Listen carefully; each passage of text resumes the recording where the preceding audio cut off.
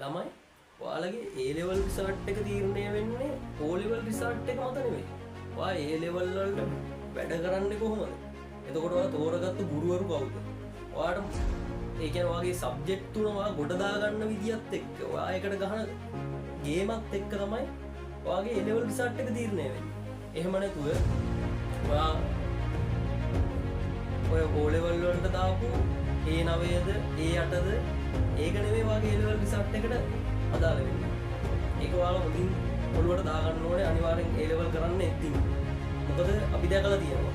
අපිත් එක්ක හිටපු කට්ටිය. ඒ කියන්නේ A9 දාලා ඉඳලා කැම්පස් යන්න බැරි වෙච්ච කට්ටිය ඕනේ තරම් ඉන්නවා. එතකොට A8 දාලා ඉවරලා කැම්පස් යන්න බැරි වෙච්ච කට්ටිය ඕනේ තරම් ඉන්නවා. ඒ වගේම අර අවම සුදුසුකම් වලින් ඇවිල්ලා. ඔයා හිතන්න ඔයා කොමර්ස් කරන කෙනෙක් නම් ඔයාට අවම සුදුසුකම් වලින් කොමර්ස් වලට එන්න පුළුවන්. සමහර ඉස්කෝලවල වලට යන්න බෑ. ඒ වුණාට ඔයාට අවම සුදුසුකමෙන් යන්න පුළුවන් නම් ඔයා බලාපොරොත්තු වෙන ඉස්කෝලේ. ඔයා A level ඒක උස්සේ කරන්න. මොකද ඔයා කැමති දේෙන් තමයි ඔයා ඉස්සරහට යන්නේ. ඔයා අකමැති දෙයක් කොච්චර කරත් ඔයාට ඒක ජයග්‍රහණ වලට යන්න අමාරුයි. මොකද ඔයාගේ කැමැත්ත මත තමයි A level උනත් උඩට යනවද කියන එක තීරණය වෙන්නේ. ඒ කියන්නේ ළමයි දැන් ඔයා හිතන්න ඔයා හොඳ සර්ලා තුන් දෙනෙක් තෝරගන්න.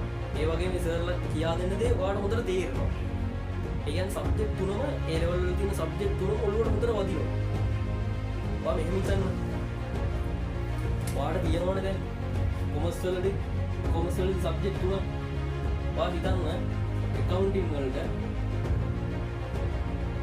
ඔයා සර් කෙනෙක් අල්ලගෙන ඉවරලා ඔයාට තේරෙනවා accounting පැත්ත. හොඳට තේරෙනවා. ඒ කියන්නේ accounting පැත්ත ඔයාට සැටිස් වෙනවා.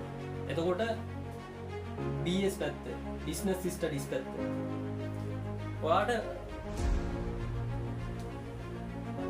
ඒක තේරුණා වෙන්නත් පුළුවන්. එතකොට ඔයාට හොඳ සර්ලා අහුවෙලා හොඳ රිසර්ච් එකකට යන්න වැඩ කරගන්න පුළුවන් මට්ටමට ඔයාලටත් වැඩ කරනවා. එතකොට ඉක්කෝන් එකත් ඔයා හරියට අල්ලගන්න.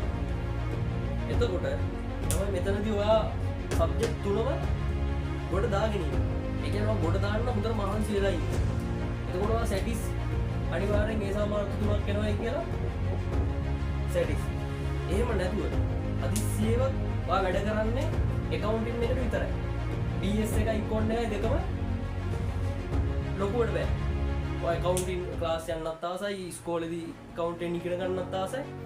ඒක නිසා ඔයාට මේ සබ්ජෙක්ට් accounting එක තේරෙනවා, අනිත් දෙක තේරෙන්නේ නැහැ.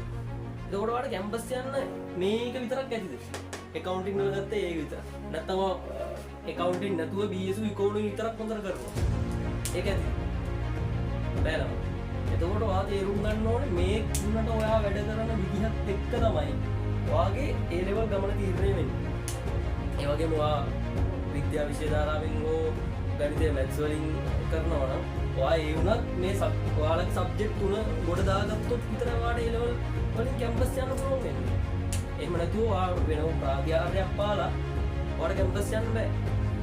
ඒක නිසා ළමයි ඔයාලා A level වලට එද්දිම දැනගන්න ඕනේ. ඔය 2028 සෙට් එක හොඳට ඒ කියන්නේ රිසල්ට් ආවට පස්සේ හොඳ තීරණයක් අරගෙන තමයි ඔයාලගේ සබ්ජෙක්ට් ටික තෝරගන්න ඕනේ.